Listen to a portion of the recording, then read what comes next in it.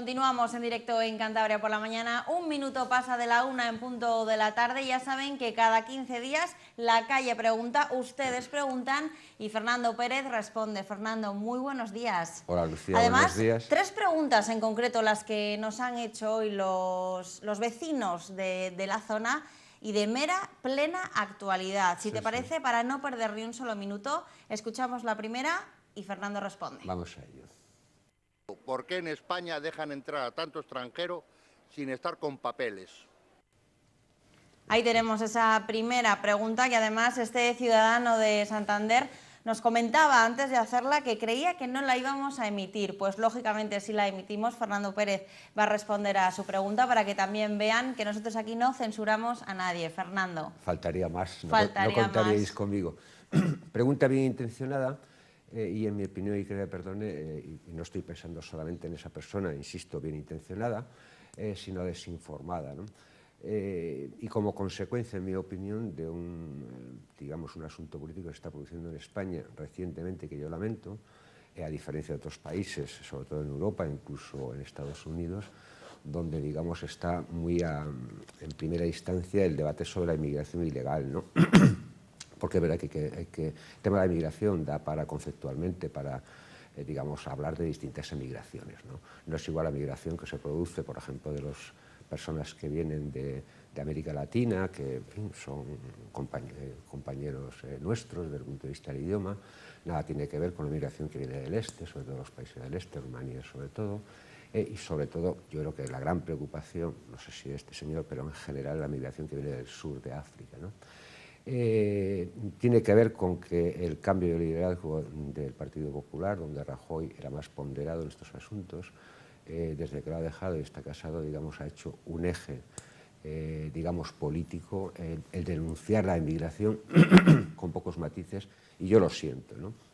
No le voy a meter a él entre los que yo llamo los predicadores del miedo, pero es verdad que en Europa conocemos muchos predicadores del miedo, qué decir, por ejemplo, de Italia, que están en el gobierno, el ministro de Interior Salvini, y otros fenómenos, evidentemente, en Francia, en Alemania, y en todos los países, evidentemente, sobre todo los grandes países que ahora mismo, estando en la Unión Europea, hacen un eje de intervención política de la migración ilegal, básicamente son Polonia y Hungría, y además de Chequia y Eslovaquia, ¿no? Es decir, ahora mismo Europa está, yo creo que está atravesado por un debate que es ficticio y que yo creo que lo que están tratando es de infundir miedo.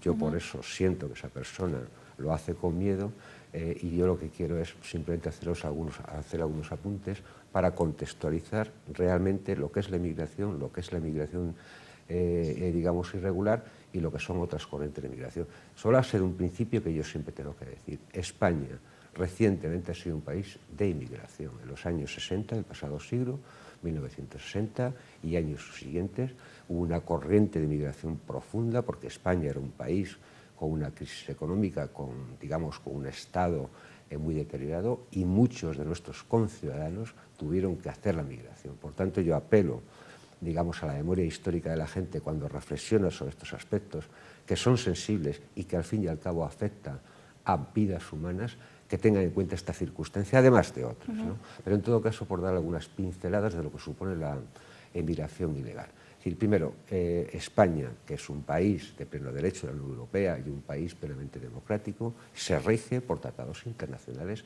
que tiene la obligación, sí o sí, de cumplir, y por tanto no puede hacer no sé qué cosas, afortunadamente.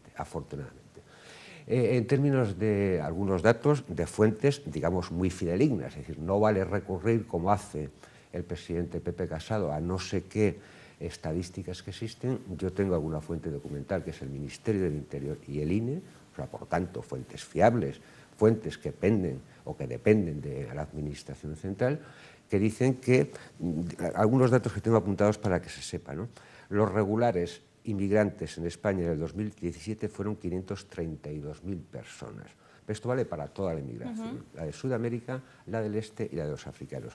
Los irregulares de esos 532.000 fueron 25.000. El 4,5% de la corriente migratoria que padece España tiene que ver solo el 4,5% de los irregulares. En el periodo, por hablar un periodo más amplio, para dar una idea, del 2008 al 2017, es decir, 10 años, insisto, fuentes del Ministerio del Interior, la emigración africana fue de 558.000 personas, de las cuales en ese mismo periodo 556.000 personas abandonaron el país. Es decir, la emigración no es un flujo que llega y se queda, sino que algunos de ellos, porque entre otras cosas en este periodo descrito, 2008-2017, España, como el resto de Europa y del mundo, ha padecido una crisis brutal. Entonces muchos emigrantes que venían a España pensando que aquí iban encontrado un modo de vida, tuvieron que regresar a sus países porque efectivamente España ha sufrido y ha sufrido mucho, como hemos dicho en muchas ocasiones. En el 2016, antes hablaba del 17, en el 16 los irregulares fueron 14.558 y los repatriados 18.975, porque aquellos irregulares que se les coge en un país, en este caso de la Unión Europea como es España, si no están regularizados, son de acuerdo a las convenciones europeas e internacionales de devolución. No valen las devoluciones en caliente. Esto de que en este largo verano se ha discutido en un momento determinado. Es decir, España se ve obligado, afortunadamente, a cumplir con convenciones internacionales y no a las devoluciones en caliente. Pero en todo caso, como veremos, es una magnitud infinitamente inferior a aquello que los predicadores del miedo están empeñados de que la gente sufra pensando que eso puede ser un caladero de votos. Yo lamento sinceramente que, porque en España es verdad que todavía no padecemos esta ola xenófoba, prefascista, racista, que está asolando no solamente Europa, sino estamos hablando de países como Estados Unidos con Donald Trump y lamentablemente lo que parece irremediable que va a ocurrir con un país tan grande en Sudamérica como es Brasil, donde todo hace pensar que el próximo presidente de Brasil sea una persona, desde luego que todos los calificativos que ponga son escasos, porque llama al racismo, a la xenofobia, es homofóbico, y cualquier apelativo, es decir, una persona de extrema derecha en el sentido profundo de la extrema derecha. Estamos viviendo malos momentos, desde el punto de vista de lo que para mí es un principio, y ahí voy una simplemente de opinión mía, para que la gente, yo creo que ya me pueden empezar a conocer algunos, soy profundamente democrático.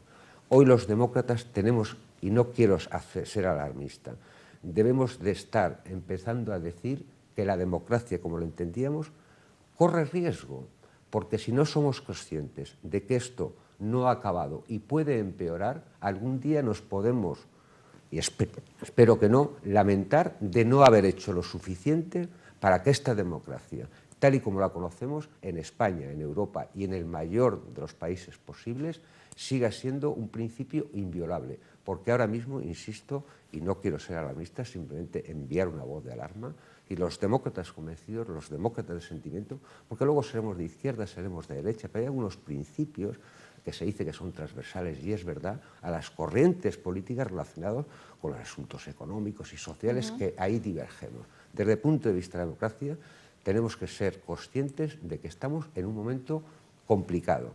Y yo apelo a un partido, gran partido como es el Partido Popular, de alguna manera ciudadano, para que eviten ese tipo de debates y se centren en su legítima crítica al gobierno, que luego veremos, legítimo que existe en España. Que vean otras fuentes de crítica que son inmensas, pero que no hagan de la inmigración un debate en primera instancia, porque eso yo creo que no les beneficia a ellos, no nos beneficia al resto de los partidos y sobre todo, no beneficia ni a España ni a Europa. Ahí tenemos la respuesta de Fernando Pérez a esa primera pregunta que nos hacían. Una segunda pregunta, la que van a escuchar a continuación, además, de una chica muy joven. Fernando, ¿qué opinas de que Pedro Sánchez no convoque elecciones hasta 2020? ¿Qué opinas, Fernando? Bueno, pues lo que tengo que decirle a esta persona que nos pregunta esto es que es prerrogativa del presidente del gobierno, dentro de los 4 años de las últimas elecciones, convocar cuando él quiera, cuando él considere que es la mejor manera.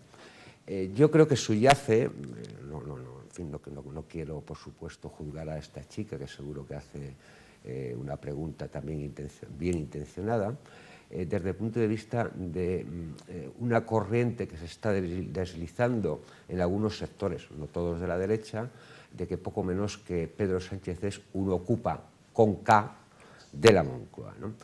Hay que decir, por hacer un poco de pedagogía, que el sistema parlamentario en España se ha decidido que el presidente del gobierno no le eligen los ciudadanos, sino que los ciudadanos lo que hacen es elegir un parlamento y las distintas circunstancias hacen que el presidente sea uno y sea otro.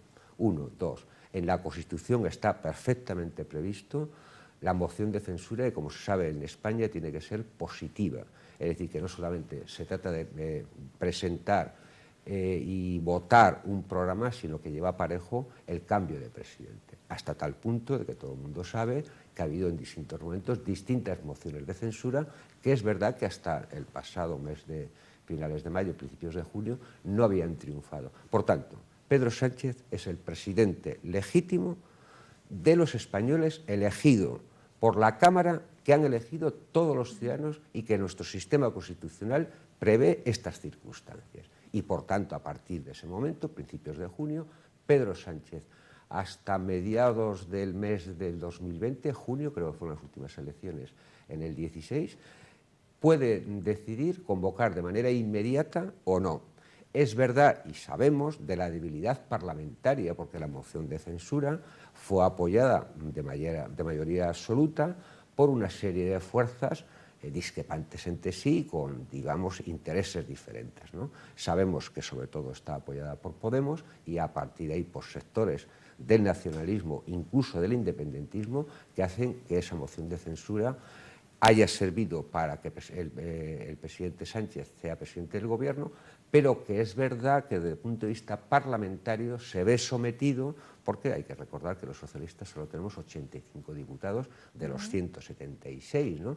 Hace que efectivamente sea una legislatura, a partir de ese momento y hasta cuando él considere, de cierta inestabilidad. Pero es verdad, porque solo han pasado 4 meses, aunque parezca que llevamos aquí toda una vida. Es verdad que el largo verano, ya lo aventurábamos antes de irnos de vacaciones, iba a dar mucho juego político, y es verdad que, a diferencia de otros agostos que suelen ser plácidos desde el punto de vista político, no ha habido un momento de mesura, ¿no? Entonces es verdad que ahora lo más último, ¿no? Porque yo voy a destacar algunas cosas de las que se han hecho en estos pocos días para centrarme en lo último, ¿no? Yo creo que en el tema de Cataluña, yo creo que el presidente Sánchez lo está haciendo bien, porque no se puede criticar a Sánchez de débil con los independentistas, porque el presidente Rajoy presentó el 155, que fue pararle los pies a los independentistas, con el apoyo 100% de Pedro Sánchez. Pedro Sánchez está cargado de razones para, sabiendo que va a hacer, siempre que se le vulnere la legalidad, algo por el estilo, intentar hacer política, y que para hacer política hay que dialogar. De tal manera que yo creo que ahora hay un efecto que no sé si es una relación causal entre que Pedro Sánchez propone diálogo y división de los independentistas, pero el mundo de los independentistas está muy fragmentado, y esto es un éxito, porque la política sistemática de acoso cohesiona los espacios. No hay nada mejor para cohesionar los espacios internos que el enemigo exterior. Si de repente el presidente de gobierno se sienta, convoca reuniones a las que ellos asisten o no asisten, y hemos visto que, entre otras cosas, insisto, no voy a establecer solo esa relación causal, pero que el independentismo está muy fraccionado entre los dos grandes partidos, el PDeCAT y Esquerra Republicana, como se ha visto en el Parlamento de Cataluña recientemente, está dividido. Pero es que en el PDeCAT yo no sé si va a producir una escisión, porque una cosa es el PDeCAT, digamos, en términos de algunos dirigentes, y otra cosa es el Puigdemont. Es decir, hay una fragmentación. Esto, en términos políticos, yo creo que es un avance. Yo ya sé que las dificultades existen y son graves, pero en todo caso, Pedro Sánchez, desde el punto de vista de que no le va a temblar la mano para aplicar la Constitución y las leyes, hace bien en intentar estas vías de diálogo. Pero a partir de ahí, además de otras muchas medidas, la última es un acuerdo con Podemos para presentar unos presupuestos. Hoy creo que iba a haber, no sé si ha habido o está siendo en estos momentos, un Consejo de Ministros extraordinario, porque hay que saber que los presupuestos que aprueban los parlamentos nacionales tienen que tener el visto de Bruselas desde el punto de vista del cumplimiento de algunos ratios exigibles, ¿eh? Entonces se aprobaba este acuerdo con Podemos para enviar a Bruselas. Y entonces es verdad, y voy a destacar solo una cosa, podría decir varias cosas de los presupuestos, pero a mí la medida de que lleva los presupuestos de subir el salario mínimo a 900 euros, me parece que es una medida que en sí mismo me atrevería a decir que justifica un gobierno, porque es inaceptable, lo hemos dicho en muchas ocasiones, que esta larga crisis haya penalizado a los que menos tienen. Y desde luego los que menos tienen son los parados, pero inmediatamente los que menos tienen son los que tienen salario y el salario mínimo. Subirlo a 900 euros no es un coste adicional a los presupuestos tan exagerado. Y era de justicia social. Y una segunda medida que también va a los presupuestos es equiparar las pensiones a las subidas del IPC. Y habiendo una subida extraordinaria para las pensiones más mínimas y para las no contributivas. Estas dos medidas justifican unos presupuestos y me atrevería a decir que justifican un gobierno. Por tanto, esta chica que ha hecho esta pregunta, que sepa que es un gobierno legítimo y, por tanto, él decida cuándo convocar y que en estos 120 días solo se han tomado muchas medidas. He hablado de Cataluña y he hablado de los presupuestos y yo creo que, a pesar de las dificultades, debe seguir el empeño de hacer de este país un país mejor, porque es verdad que estamos en una situación muy complicada. Una joven que preguntaba por esas elecciones generales tiene una tercera pregunta que hacer a Fernando Pérez, pero estamos fuera de tiempo. Fernando, muchísimas gracias por haber estado en Cantabria por la mañana. Nos guardamos esa pregunta porque además es de lo más interesante, y también esas posibles elecciones regionales que tenemos a la vuelta de la esquina. Te esperamos en 15 días, Fernando. De acuerdo, Lucía. A todos ustedes, una breve pausa, un alto en el camino para beber agua y estamos de vuelta en Cantabria por la mañana.